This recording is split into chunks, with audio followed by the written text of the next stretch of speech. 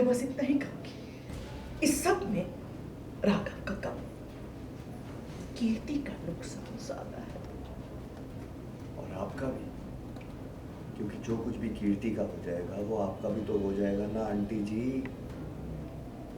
क्यों ना वीरेन, हमारा तो उसूल यही है, नेकी कर।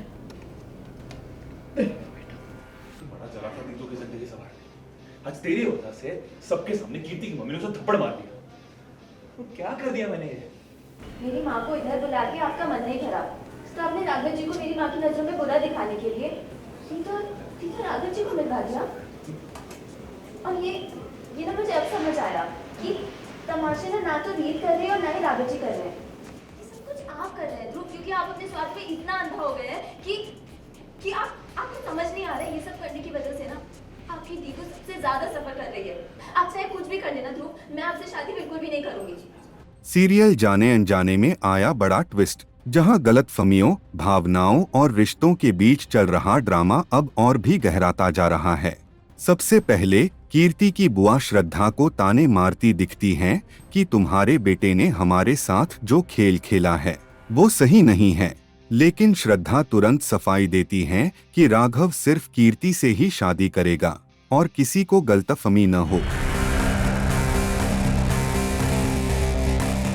वहीं दूसरी तरफ ध्रुव राघव और कीर्ति की शादी के फैसले से बेहद परेशान है, क्योंकि वह इस रिश्ते को आगे बढ़ता नहीं देखना चाहता। तभी कीर्ति वहां आकर ध्रुव पर भड़क उठती है, हमारे साथ खेल मत खेलो। हालांकि उसकी दोस्त उसे शांत करा ले जाती है। मेरी माँ को इधर बुला के आपका मन नहीं भरा ना, इसलिए आपने राघव जी को मेरी माँ की नजरों में बुरा दिखाने के लिए रीत और राघव जी को मिलने भेज दिया। और ये सब मुझे अब समझ आ रहा है कि तमाशा ना तो रीत कर रही है और ना ही राघव जी कर रहे हैं।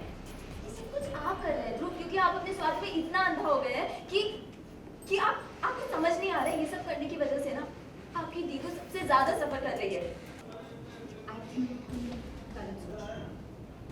जिस बिकॉज तुम भैया से शादी कर रही हो, ध्रुव सिर्फ इस वजह से इतना बड़ा रिस्क नहीं लेगा कि राघव भैया और रीत एक साथ आ सकते। मैं इसकी रग रग से वाकिफ हूँ, इसलिए तो कभी मेरे भैया को अपनी दीदू के प्यार के लायक समझा ही नहीं था। और अब तो तुम भैया से शादी कर रही हो तो उसे और ज्यादा था। इसी बीच रीत रेस्टोरेंट में एक बड़े रैंप शो डील का चेक देती नजर आती है। तभी उस व्यक्ति का दोस्त सवाल करती है,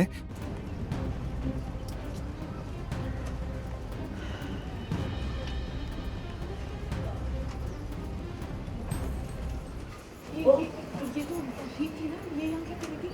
मतलब अरे उन्हें कौन नहीं जानता, तो कभी मशहूर जानी मानी रिपोर्टर रह चुकी है। और हम पहले भी काफ़ी बार आपकी कंपनी के सिलसिले में क्या प्रॉब्लम है क्या?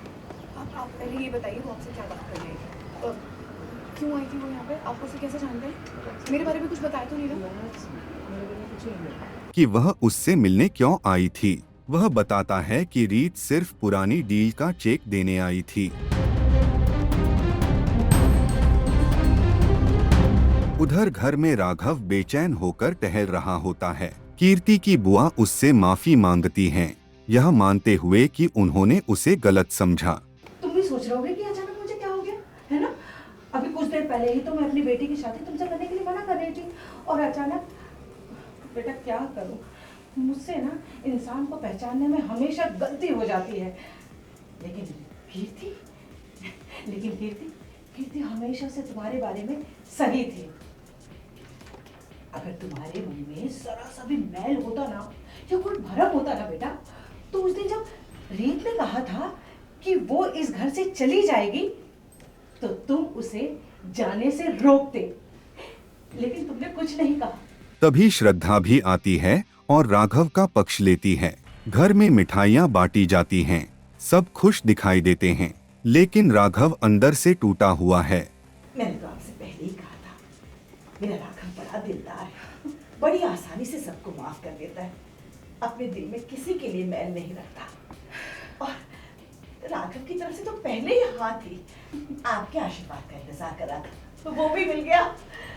और फिर आता है बड़ा ट्विस्ट, जहां रोहित रीत से नाराज है क्योंकि उसे लगता है कि वह राघव से मिलने गई थी। रीत सफाई देती है, ऐसा कुछ नहीं है, मैं शादी तुमसे ही करूंगी। लेकिन रोहित चाहता है कि अब रीत एक साफ फैसला ले। बाद में रीत अकेली बैठकर रो रही होती है। उसका भाई आता है और समझाता है, तुम्हें राघव से शादी करनी चाहिए। लेकिन रीत तड़पकर जवाब देती है, तुम नहीं जानते राघव ने हमारी माँ के साथ क्या किया है। इससे अच्छा होता कि तू यहाँ आकर मुझे मेरी गलती के लिए डांटता, मुझसे लड़ता, मुझ पे गुस्सा करता। लेकिन पता नहीं क्यों तू ये उल्टी सीधी बकवास कर रहा है। मुझे कुछ नहीं सुनना। मैं राघव से प्यार नहीं करती। सुना तुमने? नहीं करती मैं राघव से प्यार। नहीं करती। और प्लीज तुम मेरे दिमाग में ये फालतू बातें भरना बंद कर। जैसे ही भाई उसे कुछ और बताने वाला होता है, बाहर ढोलनगाड़ों की आवाज गूंज उठती है। सब नाच रहे होते हैं और तभी कहानी में आता है बड़ा मोड़। रोहित रीत को खींचकर डांस के लिए ले जाता है और उसके साथ नाचने लगता है। वहीं दूसरी ओर राघव कीर्ति के साथ डांस कर रहा है, लेकिन उसकी नजरें लगातार रीत पर ही टिकी हैं। दोनों एक दूसरे को देखकर अंदर ही अंदर टूट रहे हैं।